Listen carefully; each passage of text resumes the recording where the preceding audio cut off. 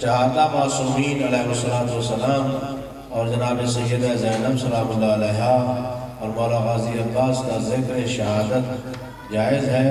اگر جائز نہیں ہے تو کیا ایسے پیش نماز کے پیچھے نماز کیسی ہے؟ اس میں تھوڑا سا مراجع کے درمیان اختلاف سامنے آیا ہے، لیکن بہرحال بہت سارے مراجع جنازے میں یہ تذکرہ جو باعث ثواب تذکرہ ہوتا ہے اور موجب اجر و ثواب ہوتا ہے، اس کو ناجائز نہیں کہتے، اگرچہ کہ جو جنازہ منقول ہے اور لوگوں کے دوران معروف ہے اس میں اس قسم کی شہادتیں وغیرہ کا تذکرہ نہیں ہے۔ اگر لوگوں کے گمراہ ہونے کا خطرہ ہو کہ وہ ایک نئے جنازہ شروع کر دیں گے اور ایسا جنازہ کہ پھر اس کی کوئی حد ہی نہ رہے گی، تو پھر یہ بات اچھی نہیں ہے۔ آپ بدعات کو رواج نہ دیں اور اسی جنازے پر اکتفا کریں جو جنازہ آپ کے ہاں معروف چلا آیا ہے۔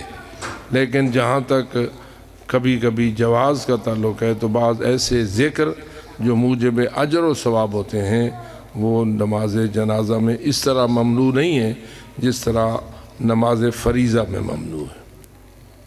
ماشاءاللہ۔ قبلہ میت کو جب غسل میت دیا جاتا ہے تو اس وقت اس کے پاؤں روح و قبلہ ہوتے ہیں، تو آیا یہ ٹھیک ہے؟ بعض لوگ اس کے اوپر اعتراض کرتے ہیں۔ جو بعض لوگ اعتراض کرتے ہیں گویا وہ ائمہ ہدیٰ علیہ السلام کو نہیں مانتے اور وہ کوئی اپنا اور امام مانتے ہیں۔ جس امام کو مانتے ہیں وہ تو اپنے امام کے پیچھے چلیں گے۔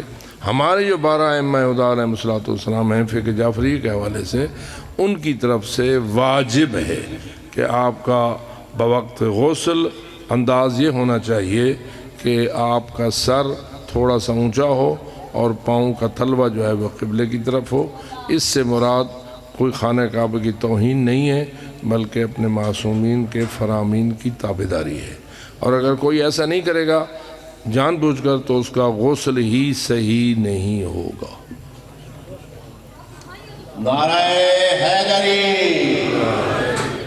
قبلہ جیسا کہ آج کا دور انٹرنیٹ اور ٹیکنالوجی کا دور ہے، اگر امام معصوم کے دور میں یہ سب کچھ ہوتا تو وہ اس کو کیسے استعمال کرتے؟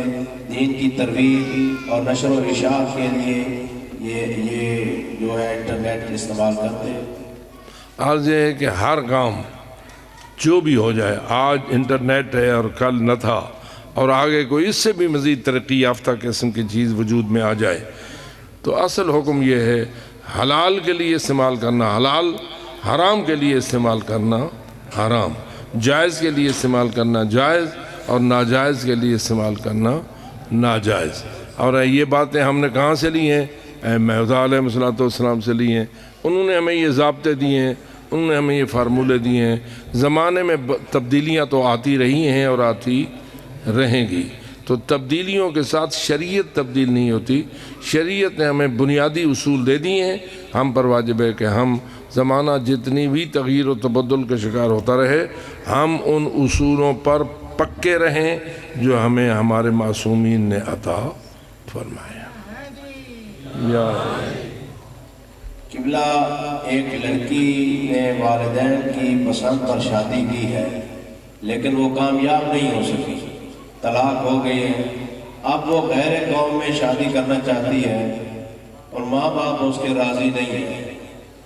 آیا وہ اپنے ماں باپ کی ناراضگی کو اٹھا کر وہ غیر قوم میں شادی کر سکتی ہے؟ دیکھیے کہ جو پہلی شادی یہ تو ہوتی ہے اس میں تو باپ کی رضا کنواری بچی کے لیے واجب ہے، جیسے میں نے پہلے عرض کیا کہ آیت اللہ سیستانی بھی اس کو لازم سمجھتے ہیں۔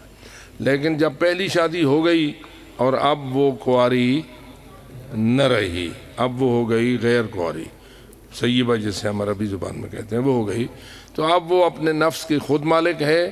والد اس کا فقط رضامندی کی حد تک بات کر سکتا ہے، اس کی اجازت کی خاص ضرورت نہیں ہے، لہذا اگر وہ نکاح کر لیتی ہے وہ نکاح صحیح ہوگا۔ البتہ چونکہ والدین کی رضامندی خود افضل ہے اور ان کی ناراضگی بھی اچھی بات نہیں ہے، ہر بات میں نکاح میں ہو یا کسی اور کام میں اپنے والدین کو راضی رکھنا اور ان کی عزت کرنا یہ اولاد کے لیے ضروری ہے، تو اس لیے اپنے والدین کو اگنور نہ کرے، ان کو کوشش کرے جہاں سے وہ نکاح کرنا چاہتی ہے ان کو راضی رکھے، تاکہ وہ اپنے والدین کی نافرمان یا اپنے والدین کی بے پرواہ شمار نہ ہو۔ لیکن شریعت اور فقہ جعفریہ کے مطابق جب وہ کنواری نہیں ہے تو اس کا نکاح ہو سکتا ہے۔ ماشاءاللہ۔ قبلہ اگر بیوی شوہر کو گندیاں اور غلیظ گالی دے تو اس بارے میں شوہر کو کیا ہوگا؟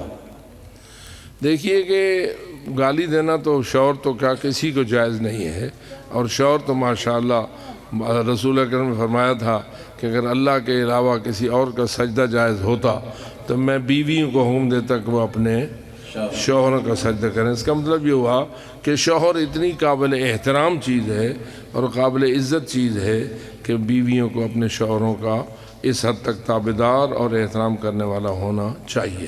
کچھ آئیے کہ وہ اس کو گالیاں نکالے، کچھ آئیے کہ اس کی بے احترامی کرے، یہ بہت غلط بات ہے اور اسے آخرت میں اس کی سزا بھگتنا پڑے گی۔ اور ان السمع والبصر والفؤاد کل اولئک کان عنہ مسئولا، آپ کی زبان سے جو لفظ نکلتا ہے اس کا آپ نے جواب دینا ہے۔ آپ کے کان پہ جو آواز آئی ہے اور آپ نے اسے غور سے سنا ہے اس کا بھی آپ نے جواب دینا ہے۔ بے پرواہ نہ ہو جائیے، یہ نہیں ہے کہ فقط اور چیزوں کا حساب ہوگا، سوال و جواب کا، زبان سے نکلنے والا ہر لفظ کا ہوگا۔ اگر اپنے باپ کے خلاف گالی نکالے گا تو واضح ہے کہ اس کو اس کا جواب دینا ہوگا اور سزائیں بھگتنا ہوگی۔ جب تک کہ جس کی بے احترامی کی ہے وہ معاف نہیں کرے گا تو اللہ بھی اس کو معاف نہیں کرے گا۔ تو اس لیے اس کی کوئی گنجائش نہیں ہے۔ البتہ شوہر اگر دیکھتا ہے کہ بیوی اس حد تک دور چلی گئی ہے تو شوہر اس بیوی سے جان چھڑانے میں با اختیار ہے اور جب چاہے اسے طلاق دے سکتا ہے۔ ماشاءاللہ۔ قبلہ اگر دلہا کہے کہ میں نے علم پاک کا طواف کر لیا ہے اور میرا نکاح ہو گیا ہے، اس کے لیے شرعی نکاح کا کیا ہوگا؟ اس کی کوئی اپنی شریعت ہے۔ یہ جملہ بتا رہا ہے کہ اس کو کسی ایسے کا وہ غلام ہو گیا ہے جس کو اس نے اپنا امام سمجھ لیا ہے اور وہ اس امام کا غلام ہے اور اس امام کے کہنے پر علم کے چکر کو اپنے لیے نکاح سمجھتا ہے۔ یہ کم از کم 12 اماموں کی شریعت میں نہیں ہے۔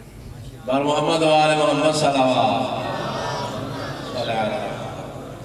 قبلہ اگر شادی کی تقریب میں بے پردگی ہو اور گلوکار وغیرہ وہاں پہ آئے ہوئے ہوں، عورتیں ناچ رہی ہوں، ہوائی پھیریں ہو رہی ہوں، ایسی شادی میں جانے کا کیا ہوگا؟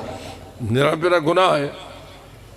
شادی میں شرکت بھی ایسی صورت میں گناہ ہوگی اور بجائے اس کے کہ اللہ کی رحمت نازل ہو، اس شادی پر اللہ کی لعنت نازل ہوگی۔ یا الہی۔ قبلہ اگر بندہ کوئی منت مانے کہ میرا یہ کام ہو جائے گا تو میں اتنے نوافل ادا کروں گا، پھر اس کا کام اگر ہو جائے اور وہ بندہ بھول جائے کہ میں نے کتنے رکعات یا کتنے نوافل مانے تھے تو اس کا کیا فریضہ ہوگا؟ آج یہ ہے کہ منت کے بھی اپنے مقام پر کچھ آداب و شرائط ہیں۔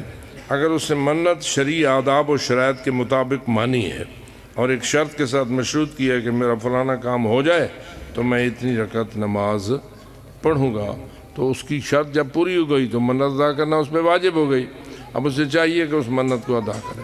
لیکن اگر وہ بھول گیا ہے کہ میں نے کتنی رکعت منت مانی تھی تو اس کو چاہیے اتنی ضرور پڑھ لے جس کے بعد اسے یقین ہو جائے کہ مجھے اس سے زیادہ پڑھنے کی ضرورت نہیں ہے، اتنی بڑی منت میں نے نہیں مانی تھی کہ میں 1000 رکعت نماز پڑھوں گا۔ جو مانی تھی اس کو تسلی ہو جائے کہ میرا فریضہ ادا ہو گیا ہے تو انشاءاللہ اللہ اس کو اس کی جزا دے گا۔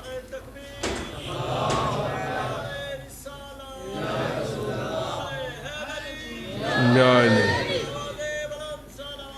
اللہم صلی اللہ۔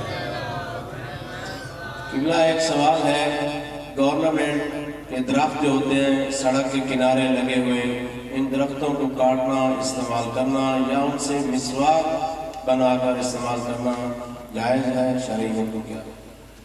دیکھیے کہ یہ درخت جو ہوتے ہیں یہ سرکاری ملکیت شمار ہوتے ہیں۔ جو نہروں کے کنارے یا سڑکوں کے کنارے لگے ہوتے ہیں اس کو ہم کیا کہیں گے؟ یہ کس کی ملکیت ہے؟ سرکاری ملکیت ہے۔ سرکاری ملکیتوں میں اتنا تصرف کرنا جس سے کوئی نقصان شمار نہ ہو. جیسے کہ آپ ایک جنگل میں جائیں اور وہاں کو ایک درخت کھڑا ہوا ہے اور آپ اس کی ایک چھوٹی سی مسواک اس سے بنا لیں، تو یہ اباحات میں سے ہے، اس کو اللہ نے مباح کیا ہے. دریا کا پانی پی لیں، اللہ نے اس کو مباح کیا ہے. اسی طرح آپ کسی زمین پہ نماز پڑھ لیں جو زمین عام ہے اور مالک نے روکا ہوا نہیں ہے، یا مالک ہے ہی کوئی نہیں، وہاں ایک صحرا ہے، تو بھی آپ کے لیے جائز ہے. تو اس قسم کے اباحات سے، مباحات سے فائدہ اٹھانے میں کوئی قدغن نہیں ہے. لیکن اگر وہ مال کسی کا ہے اور وہ اجازت نہیں دیتا تو پھر آپ کے لیے مسواک کاٹنا بھی جائز نہیں. اما یہ حکومتی جو مال ہوتا ہے، اس کو بھی علماء کہتے ہیں کہ قانون شکنی نہ کیجیے، قانون کو اپنے ہاتھ میں نہ لیجیے، تاکہ نظام آپ کا مختل نہ ہو. نظام کو توڑنا، اس کو شریعت اجازت نہیں دیتی. جملہ نماز جمعہ مجتہدین کے فتاوی کے مطابق کتنی دیر زوال کے بعد تک ادا کی جا سکتی ہے؟ دیکھو یہ مسئلہ تھوڑا سا مراجع کے درمیان مورد اختلاف میں ہے. سب سے زیادہ تنگ وقت، تھوڑا وقت آیت اللہ سیستانی کے فتوے میں ہے، جبکہ آغا راہبر کے فتوے میں اتنا تنگ نہیں ہے، تھوڑا زیادہ ہے. تو اس لیے اس وقت چونکہ زیادہ تر مقلدین آیت اللہ سیستانی متضل العالی کے ہیں، اس لیے زوال کے بعد 35 یا 40 منٹ کے اندر نماز جمعہ کے خاتمے کا وہ حکم دیتے ہیں کہ اس میں اذان بھی ہو جانی چاہیے، خطبتین بھی ہو جانے چاہیے اور نماز بھی مکمل ہونی چاہیے.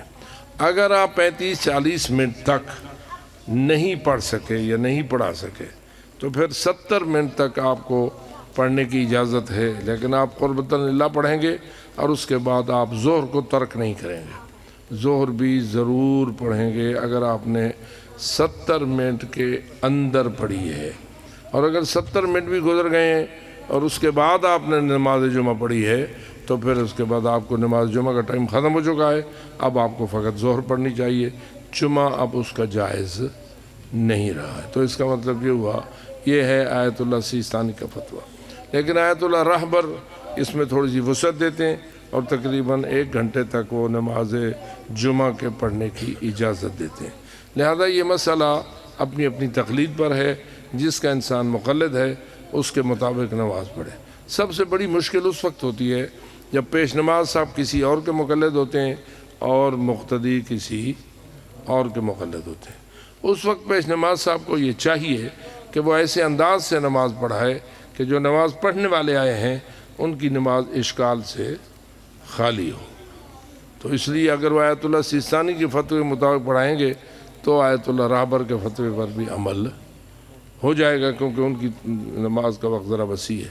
لیکن وہ آیت اللہ راہبر کا مقلد ہے اور وہ پڑھاتا ہے ان کے فتوے کے مطابق، اور پچھلے جو ہیں وہ آیت اللہ سیستانی کے مقلد ہیں، تو وہ یہ دیکھیں کہ پیش نماز صاحب نے اگر 35-40 منٹ کے اندر نماز پڑھا دی ہے تو ٹھیک ہے، لیکن اگر وہ 45-40 منٹ کے بعد نماز پڑھا رہا ہے تو یہ اپنے مقلد کے فتوے پہ عمل کریں.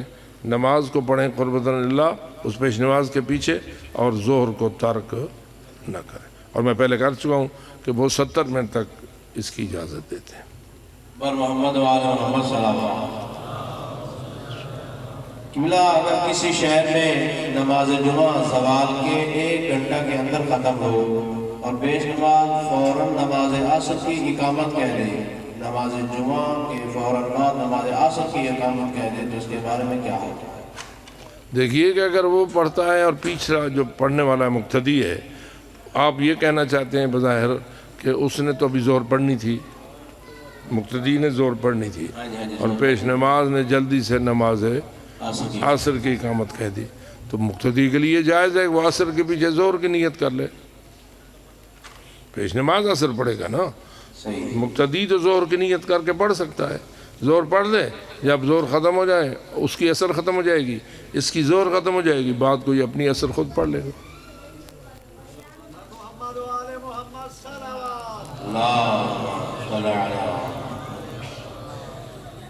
آصف قبلہ، یہ جو آج کل گوشت باہر سے خریدا جاتا ہے مرغی کا گوشت پکایا بھی جاتا ہے، کھایا بھی جاتا ہے۔ حرام مغز جو کہ گردن اور ریڑھ کی ہڈی میں ہوتا ہے وہ گوشت بنانے والے نہیں نکالتے، سالن میں وہ پک جاتا ہے۔ آیا وہ سالن اور گوشت کا کھانا صحیح ہے؟ کھانا صحیح ہے، اس لیے کہ آپ کا گوشت نجس نہیں ہوتا اس مغز سے، وہ مغز حرام ہوتا ہے، مغز نجس نہیں ہوتا، جو آپ جس کا حوالہ آپ دے رہے ہیں۔ تو آپ کا گوشت صحیح ہے، آپ وہ مغز نہ کھائیں، ٹھیک ہے، کیونکہ آپ کا وہ مغز کی وجہ سے گوشت نجس نہیں ہوا۔ آپ کھا رہے ہیں تو آپ اس مغز کو جدا کر دیں، آپ خود کھا لیں۔ حرام مغز کھانا حلال ہے یا حرام ہے؟ حرام ہے نا، میں یہی تو وضاحت کر رہا ہوں، حرام ہے، کیا نجس بھی ہے؟ دو نقطے ہیں نا، ایک ہے چیز کا نجس ہونا، ایک ہے چیز کا حرام ہونا۔ اس کی مثال مثلا مٹی کی ہے، یہ زمین کی مٹی نجس ہے یا حرام ہے؟ حرام۔ نجس تو نہیں ہے نا، ٹھیک ہے۔ اب آپ مٹی کھا نہیں سکتے، لیکن مٹی پہ بیٹھنا، مٹی کو ملنا، مٹی سارا آپ کے لیے پاک ہے۔ تو پاک اور حلال اور حرام کے درمیان، یعنی پاک اور نجس کے درمیان، حلال اور حرام کے درمیان اس مسئلے کو سمجھیے۔ ہر وہ چیز جو حرام ہو ضروری نہیں کہ نجس ہو۔ مثلا بلی حرام ہے یا نجس ہے؟ جی، بلی نے آپ کی تھوڑی سی روٹی کھا لی، اب وہ روٹی آپ کے لیے کھانا جائز ہے یا ناجائز ہے؟ جائز ہے۔ اب بہت زیادہ کراہت ہوگی تو اس جگہ سے توڑ دیں گے جہاں سے اس نے کھائی ہے، باقی ساری روٹی تو ضائع نہیں کریں گے آپ۔ تو اس لیے نجس اور حرام کے درمیان اور حلال اور پاک کے درمیان اس مسئلے کو تھوڑا سا ہمارے عوام اشتباہ کا شکار کیے ہوئے ہیں۔ ہر نجس کو تو آپ حرام کہہ سکتے ہیں، ہر حرام کو نجس کہو یہ صحیح نہیں ہے۔ یہ مسئلہ بابا سے بلند صلوات۔ اللہ قبلہ حضرت امیر المومنین علی علیہ السلام کو پاک پیغمبر کی آل میں شمار کیا جاتا ہے؟ بالکل، رسول اکرم نے خود شمار کیا ہے، ہم فاطمہ و علی، ہم علی ابوہا، یہ جو علی و فاطمہ والحسن والحسین، یہ ساری روایات ہیں جنہوں نے پنج تن پاک کو، چار پاکوں کو رسول کی آل قرار دیا ہے۔ اسی لیے جب آپ پڑھتے ہیں اللہم صلی علی محمد و آل محمد، تو رسول کے نام تو محمد میں آ گیا، آل محمد میں کون آیا؟ پہلے تو علی آیا، اور بعد میں حضرت زہرا آئیں، اور بعد میں حسنین شریف آئے، اور پھر معصومین آئے۔ تو اس لیے اس میں کوئی شک و شبہ نہیں ہے، یہ کچھ بے وقوفوں کی ڈالے ہوئے اشکالات ہیں جو خود نہیں سمجھتے اور دوسروں کو بھی خراب کرنے کی کوشش کرتے ہیں۔ نعرہ حیدری۔ یا قبلہ ایک شخص نے کسی کاروباری شخص کو کچھ رقم دی ہے تاکہ وہ کاروبار کرے، اور اس شخص کو اس کاروبار میں سے 6 مہینوں کے بعد جو نفع ہوگا وہ کہتا ہے کہ میں اتنے مہینوں بعد آپ کو اتنا نفع دوں گا، وہ نفع بھی مقرر کرتا ہے، مدت بھی معین کرتا ہے، آیا یہ جائز ہے؟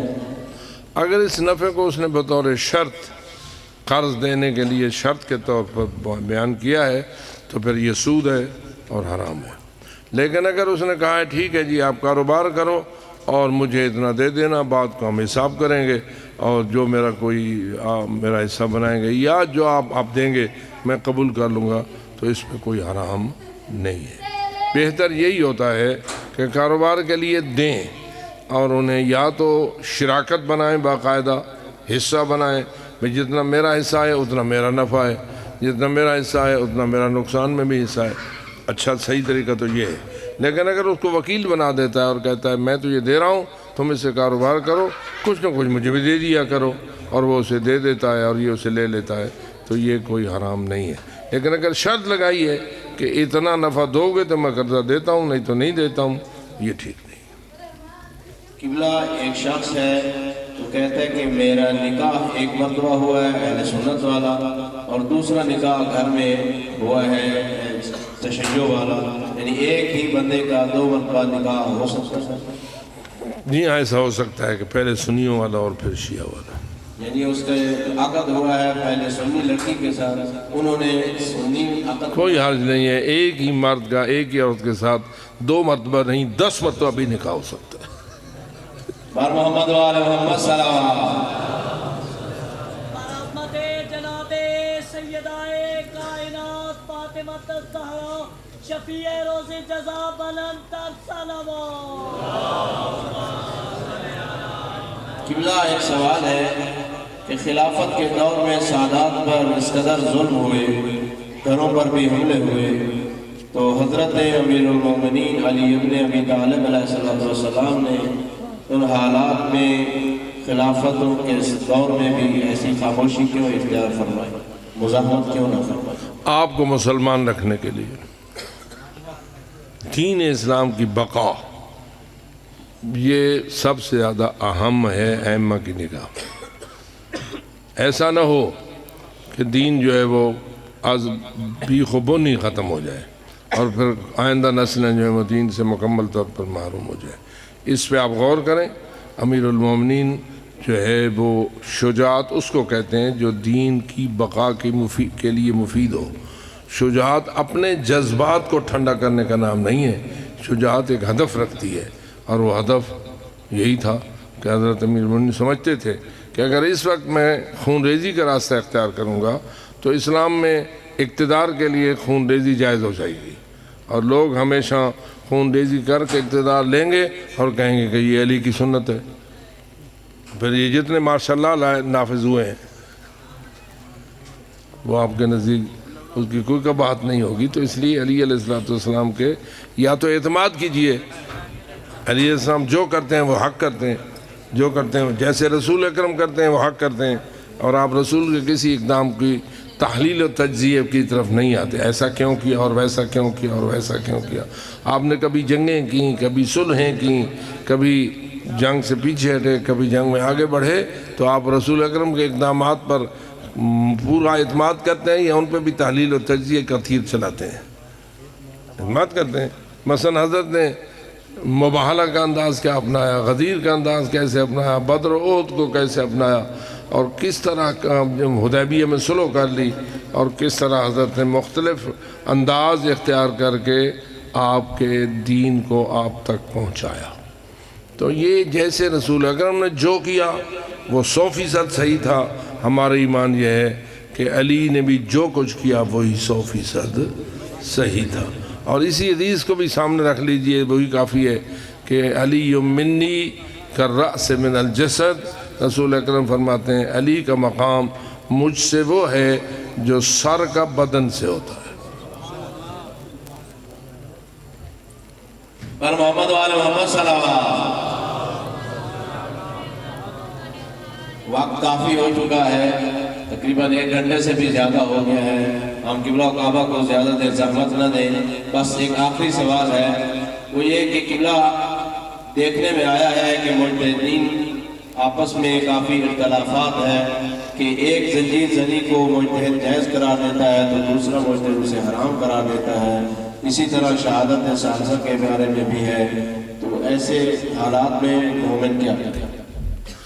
مومن جو ہے وہ مجتہد کے حکم پر عمل کرے، اگر تو تقلید کرتا ہے، اگر تقلید نہیں کرتا ہے آزاد ہے تو پھر اس کو تو آزاد ہے، اس کے لیے مجتہد کیا چیز ہے، وہ تو خود مجتہد سے بھی کوئی اونچی چیز بنا ہوا ہے۔ اور واضح ہے کہ جاہل جو کچھ ہوگا پھر وہی کچھ ہی ہوگا۔ تو اس لیے مجتہدین کا جو اختلاف ہوتا ہے یہ اختلاف کوئی شخصی اختلاف نہیں ہوتا، ایک دوسرے کے ساتھ کوئی اناد نہیں ہوتا، ایک دوسرے کے ساتھ کوئی اختلاف نہیں ہوتا، بھئی مانا کہ وہ کوئی ناراض ہوتے ہیں ایک دوسرے سے، نہیں، فقط علمی اختلاف ہوتا ہے۔ فرض کیجئے کہ آپ کسی ڈاکٹر کے پاس جائیں اور ایک ڈاکٹر آپ کو آپ کی بیماری کے بارے میں ایک مشورہ دے کہ آپ کو یہ تکلیف ہے اور میرا یہ نسخہ ہے، دوسرا کہے یہ تکلیف نہیں بلکہ یہ تکلیف ہے اور آپ میرے پاس آپ کے لیے یہ نسخہ ہے، آپ ان میں سے کس کو حق کہیں گے؟ دونوں ٹھیک کہیں گے کہ نہیں وہ ٹھیک ہے وہ غلط ہے؟ بھئی وہ اپنے علم کے زور پر آپ کو ایک بات بتا رہا ہے، اس نے میڈیکل سائنس پڑھی ہے، اس کے پاس جتنا علم ہے وہ اپنی تشخیص کے ساتھ آپ کو بتا رہا ہے، میرے علم کے مطابق آپ کو یہ تکلیف ہے، اس لیے اس کا یہ نسخہ میں آپ کو دے رہا ہوں۔ دوسرا کہتا ہے میرے علم کے مطابق یہ تکلیف ہے۔ آپ یہ دیکھیے کہ جب جسٹس صاحبان کا پینل بیٹھتا ہے، 2 4 5 جج اپنا بیٹھ کر ایک فیصلہ کرتے ہیں اور سنتے ہیں کیس کو، سب کے سامنے کیس ایک ہی الفاظ سے پیش ہوتا ہے، یہ مختلف الفاظ سے پیش ہوتا ہے۔ جج تو بیٹھے ہوتے ہیں نا، اور پیش کرنے والے وکیل ہیں یا مدعی ہیں جو بھی ہیں، وہ سارے سب کی باتیں سن رہے ہوتے ہیں۔ جب فیصلے کا وقت آتا ہے تو کیا سارے جج متفق ہوتے ہیں یا ان کا آپس میں اختلاف ہو جاتا ہے؟ ہو جاتا ہے نا۔ تو ان کا اختلاف جو ہے وہ شخصی اختلاف ہوتا ہے، وہ دشمنی رکھتے ہوتے ہیں ان لوگوں کے ساتھ، کوئی کچھ فیصلہ کر رہا ہے، کوئی کچھ بات کر رہا ہے۔ یہ بات قانون کو سمجھنے کی ہے کہ ایک کچھ سمجھ رہا ہے اور وہ اپنے اس علم کے مطابق جواب دے رہا ہے اور وہ فیصلہ کر رہا ہے، دوسرا کہتا نہیں میں نے یہ نہیں سمجھا، میں نے یہ سمجھا ہے۔ تو یہ دراصل کس چیز کا اختلاف ہوا؟ علمی اختلاف ہوا، اور علمی اختلاف کوئی عداوت نہیں ہوتی، علمی اختلاف آپس میں کوئی مخالفت نہیں ہوتی۔ اور وہ تو چلو پھر بھی آپس میں مخالفت کریں تو فاسق فاجر لوگ ہوتے ہیں، وہ کوئی اتنے عادل متقی نہیں ہوتے، اور جو مجتہدین ہوتے ہیں وہ فاسق فاجر ہوتے ہیں یا عادل اور متقی ہوتے ہیں۔ آپ ان کے متقی ہونے کے ان کے پیچھے نماز بھی پڑھ لیتے ہو، ہماری نماز غیر متقی کے پیچھے ہوتی ہے اور آپ سب کے پیچھے پڑھ لیتے ہیں، اختلاف بھی ان کا ہوتا ہے۔ آپ جائیں گے کربلا میں، آپ کربلا کے ایک مجتہد نماز پڑھا رہے ہیں، ان کے پیچھے پڑھیں گے، پھر آپ نیب چلے جائیں گے، دوسرے مجتہد نماز پڑھ رہے ہیں، ان کے پیچھے پڑھیں گے۔ وہ اس مجتہد کا فرمان کچھ اور تھا۔ اسی جمعہ کے بارے میں جیسے میں آپ کو عرض کر رہا ہوں، مثلا آغا رہبر آغا سیستانی کا آپ کے سامنے میں نے جمعے کے وقت کے حوالے سے اختلاف کا تذکرہ کیا نا، اور نیت کے حوالے سے بھی اختلاف کا تذکرہ کیا۔ اب بتائیے آغا رہبر آغا سیستانی کی آپس میں کتنی دشمنی ہے؟ جی کوئی ہے آپ کے پاس ثبوت اس بات کا؟ دونوں دین کی خدمت کر رہے ہیں۔ آپ کے سامنے ہے کہ آیت اللہ سیستانی مدد العالی کے دور میں داعش نے عراق پر قبضہ کر لیا، ایک حصہ موصل وغیرہ کا چھین لیا، اور تیل ویل جو ہے اس کے کنووں پر بھی قبضہ کر لیا، اور حکومت کا نام رکھ لیا، اپنا ایک حکومت بنا لی، اس کا نام رکھ لیا الدعوت الاسلامیہ فی العراق والشام، اور اس کا مخفف بنایا گیا داعش، الدعوت الاسلامیہ فی العراق والشام۔ انہوں نے کتنی خونخواری کی، کتنی درندگی کی، وہ تو آپ سے چھپی ہوئی نہیں ہے۔ جب یہ انہوں نے عراق کا ایک حصہ چھین لیا تو آیت اللہ سیستانی مدد العالی نے فتویٰ جاری کیا کہ اس وقت امام علیہ السلام کی حکومت کو بچانے کے لیے اور امام کے دین کو بچانے کے لیے ان بدبختوں کا مقابلہ اہل عراق پر واجب ہے، اور ان کو شکست دینا ان کی ذمہ داری ہے۔ سارے عراقی فوجی بن گئے، اور اس انداز سے انہوں نے داعش کا مقابلہ کیا کہ بالآخر وزیر اعظم عراق نے اعلان کیا کہ ہم نے اپنے عراق سے داعش کا بیج ختم کر دیا ہے۔ اچھا آپ سے پوچھتا ہوں، اس معاملے میں آیت اللہ رہبر نے کیا آغا سیستانی کی تائید کی یا مخالفت کی؟ جی حالانکہ فتوے میں تو اختلاف بہت سارے ہیں، آپ توضیح المسائل اٹھائیں یا کوئی بھی فتاوی کی کتاب اٹھائیں تو بہت سارے معاملات میں بعض فتاوی میں آیت اللہ سیستانی کہیں گے اس مقام پر آپ کو قصر پڑھنی چاہیے، آغا رہبر کہیں گے آپ کو اس مقام پر پوری پڑھنی چاہیے، اور وہ کہیں گے فلاں مقام پر خمس واجب ہے، وہ کہیں گے فلاں مقام پر نہیں ہے۔ یا اسی طرح اور بہت سارے، جیسے ابھی بھی آپ نے پوچھا تو میں نے کئی مسائل آپ کے سامنے اختلافی بیان کیے۔ تو اس اختلاف کو اناد، مخالفت اور دشمنی پر معمول کرنا سوائے بے وقوفی کا اور کچھ نہیں ہے، سوائے جہالت کا اور کچھ نہیں ہے۔ علم کو نہ سمجھنا، اجتہاد کو نہ سمجھنا، ان شخصیات کے اوپر بھروسہ نہ کرنا، ان کے تقوی کو نہ سمجھنا، ان کی عدالت کو نہ سمجھنا۔ اب بتائیے انہوں نے آج کل کے زمانے میں آپ کے مکتب اہل بیت کو اپنی محنت اور اپنی اجتہاد کے ساتھ کتنا فائدہ پہنچایا؟ اس وقت اسرائیل جو ظلم کر رہا ہے اس کا مقابلہ کون کر رہا ہے؟ آغا ایران کر رہا ہے یا نہیں؟ اکیلا ایران ہے نا؟ پوری دنیا کی مخالفت اور اسرائیل کی حمایت کے باوجود ایران ڈٹا ہوا ہے یا نہیں؟ تو آپ ایسے شخص کو کیا کہیں گے؟ آج کے دور کا شجاعت علی کا وارث ہے یا نہیں ہے؟ اس قسم کی دشمنی، اس قسم کی خباثت امریکہ سے لے کر اسرائیل تک اور ساری مغربی قوتوں سے لے کر چھوٹی قوتوں تک سب ہی اکٹھے ہو چکے ہوئے ہیں، لیکن ایک ایران، اور ایران کا جو رہبر ہے وہ ان کے مقابلے میں ڈٹا ہوا ہے اور اللہ اس کو مدد بھی کر رہا ہے۔ تو ایسے جلدی نہ کیا کیجئے، اپنے چھوٹے ذہن کے ساتھ متقی لوگوں کو غیر متقی بنا دو، نیک لوگوں کو بدکار بنا دو اور تم خود بڑے نیک بن جاؤ۔ اپنے بارے میں سوچو، جب مجتہدین پہ زبان کھولتے ہو تو تمہاری کیا حیثیت ہے، تمہاری حالت کیا ہے؟ کہیں تم تو بغض علی کا شکار نہیں؟ اس وقت بتائیے مولا علی ہوتے اور اسرائیل جو ہے اس قسم کا ظلم فلسطینیوں پہ کر رہا ہوتا تو مولا علی کس کی حمایت میں ہوتے؟ جی ذرا انصاف کے ساتھ بتائیے، فلسطینیوں پہ جو ظلم ہو رہا ہے وہ آپ دیکھ رہے ہیں، تو مولا علی کس کی حمایت میں ہے؟ کیوں؟ بھئی فلسطینی تو شیعہ نہیں ہے، پھر بھی ان کی حمایت میں۔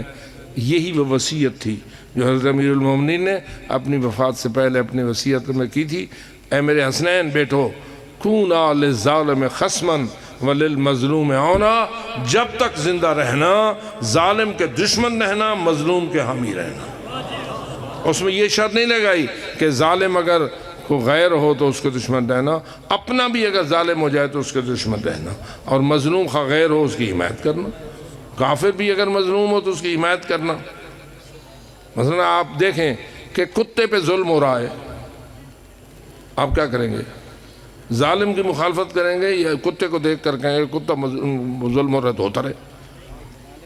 ایک آخر جاندار ہے، اس جاندار کے اوپر ظلم کرنا اسلام میں جائز نہیں ہے، تو آپ اس وقت کتے کو بھی اس ظلم سے بچائیں گے۔ تو اس لیے ظلم اور ظالم اور مظلوم کو سمجھنا اور اس کے فرامین کو سمجھنا یہ ہماری ذمہ داری ہے۔ آپ کے پاس اگر علم کمزور ہے تو جاؤ علم حاصل کرو، اپنی جہالت کو مجتہدین پہ سوار کرتے ہو اور سمجھتے ہو کہ ہاں بڑی چیز ہے، نہیں، اپنا علاج کرو اور اپنی جہالت کو ختم کرو اور سمجھو کہ دین کیا ہے۔ اور اگر تم ہوتے ائمہ کے دور میں تو فرمائیے آپ کس طرف ہوتے؟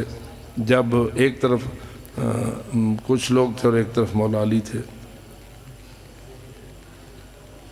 بتائیے کس طرف ہوتے آپ؟ مولا علی کی طرف ہوتے؟ اور کہیں آپ کو مولا علی کوئی بات پسند نہ آتی تو کیا کرتے؟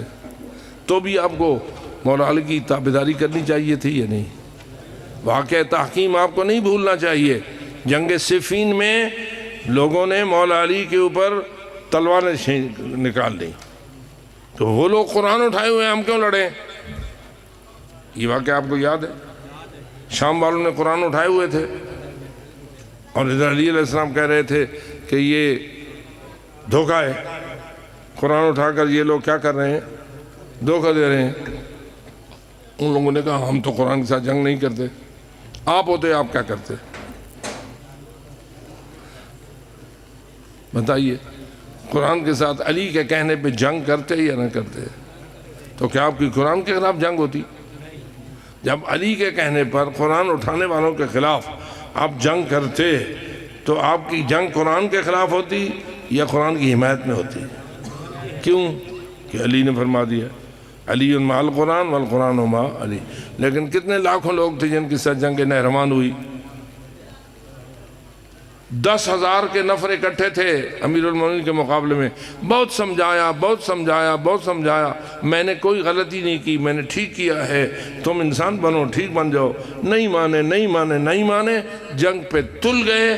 آخر امیر المومنین نے جنگ کی، یہ فرما کر جنگ کی کہ ان کے 9 بچیں گے نہیں، ہمارے 9 شہید نہیں ہوں گے۔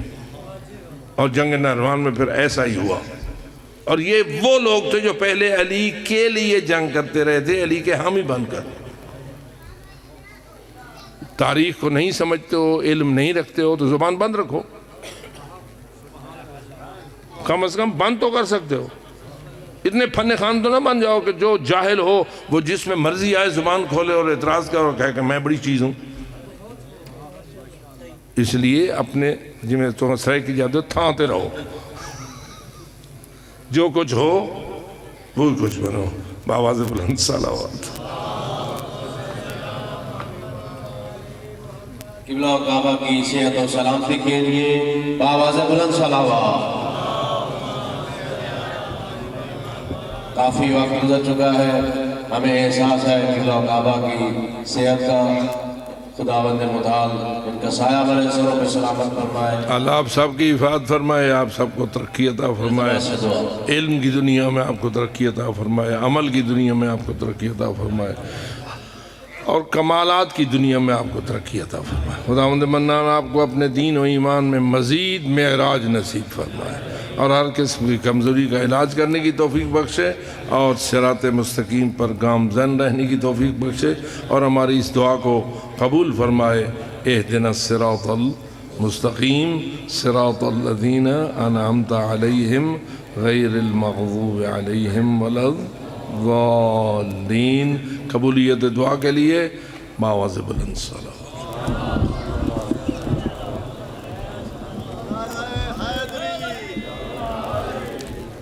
سکلائے پیچھے چال ہے بالکل۔